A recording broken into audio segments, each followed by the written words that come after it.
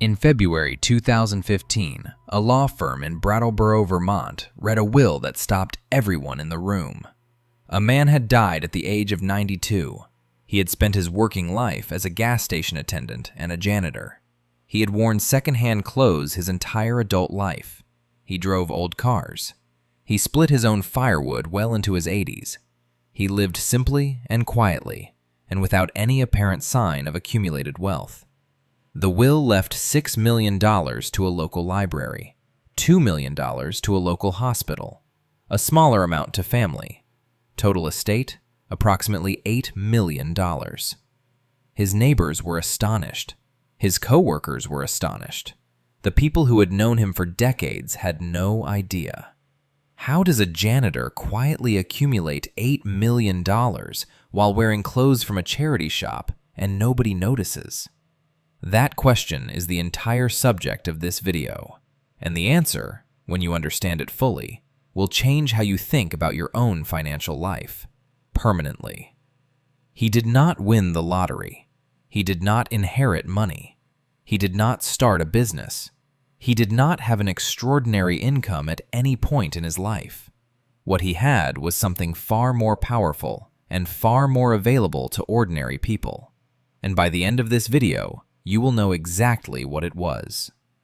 He was born in 1921 in rural Vermont, the kind of place and the kind of era where nobody expected extraordinary financial outcomes.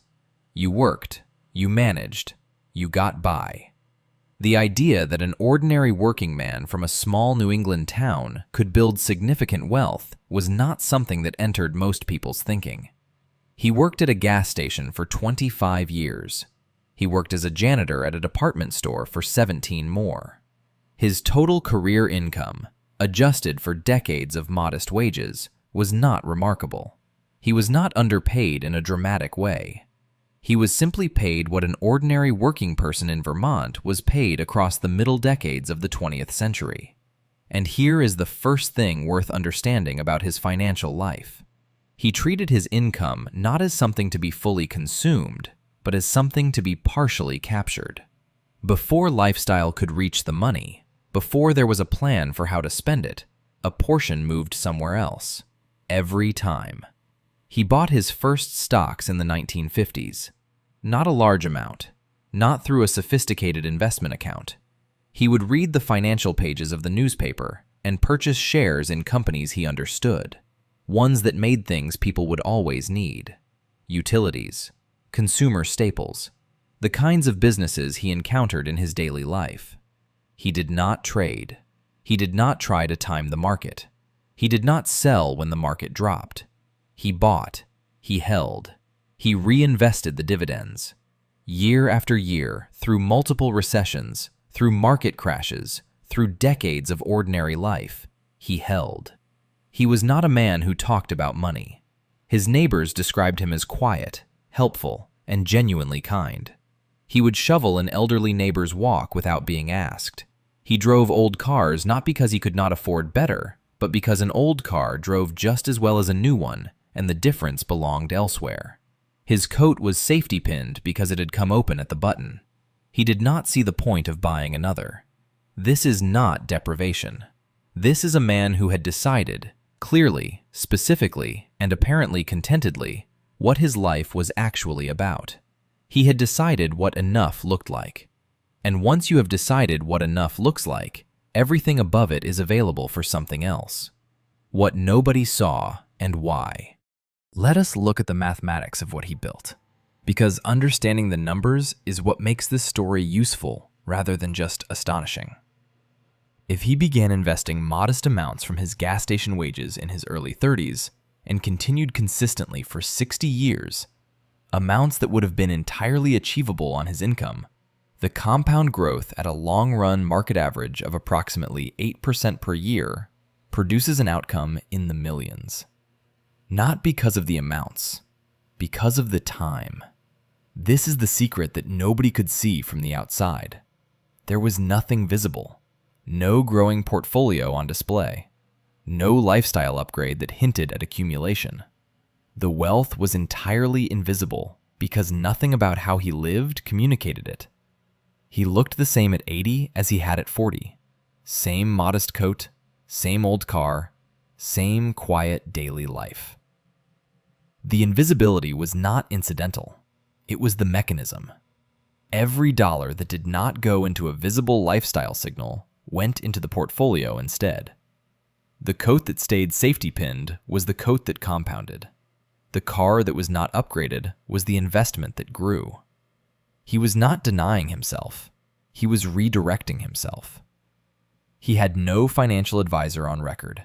He managed his own investments using the financial pages, common sense about businesses he understood, and a patience that the financial industry often tries to sell back to people as a sophisticated strategy. It is not sophisticated. It is simply the willingness to buy good companies and leave them alone.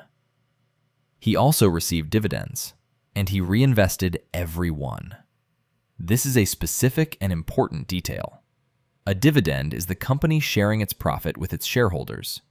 Most retail investors take dividends as cash, a small reward for holding the stock. He put every dividend back into more shares. Those shares generated more dividends. Those dividends bought more shares. 60 years of that cycle, applied to a diversified collection of good companies, is how $8 million is built on a janitor's wages. Stories like this one attract a particular kind of dismissal. People hear it and say, that was a different era. Markets were different. Life was simpler. He did not have student loans, childcare costs, the cost of living in a modern city. These objections are real and worth acknowledging. His circumstances were specific to his time and place. But the principles he operated by are not era-specific. They are as available today as they were in 1950. And in some ways, more so. Low-cost index funds, automatic investment options, and high-yield savings accounts make the mechanical execution of his approach easier now than it was when he was doing it with a newspaper and a phone call to a stockbroker. There is something else worth understanding about his life. He was not a miserable man. The people who knew him described him as content. He had friendships. He had routines he genuinely enjoyed. He read. He helped his neighbors. He lived a full and apparently satisfying life on a modest income in a small Vermont town. The financial literature on happiness and spending is consistent on this point. Beyond a baseline level of comfort, once basic needs are reliably met, additional spending produces rapidly diminishing returns on life satisfaction. He appears to have understood this intuitively. He was not sacrificing happiness for wealth. He had simply organized his life so that his happiness did not depend on spending. He also had something else that is rarely discussed in financial content. He had patience at a scale that most people find genuinely difficult to imagine. He did not check his portfolio every day. He did not react to market crashes with panic.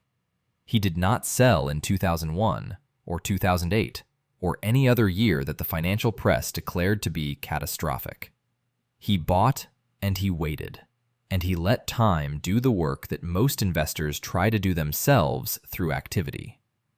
Warren Buffett has said that the stock market is a device for transferring money from the impatient to the patient.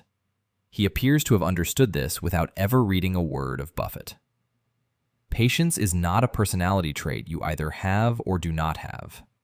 It is a decision about what you are doing with the money.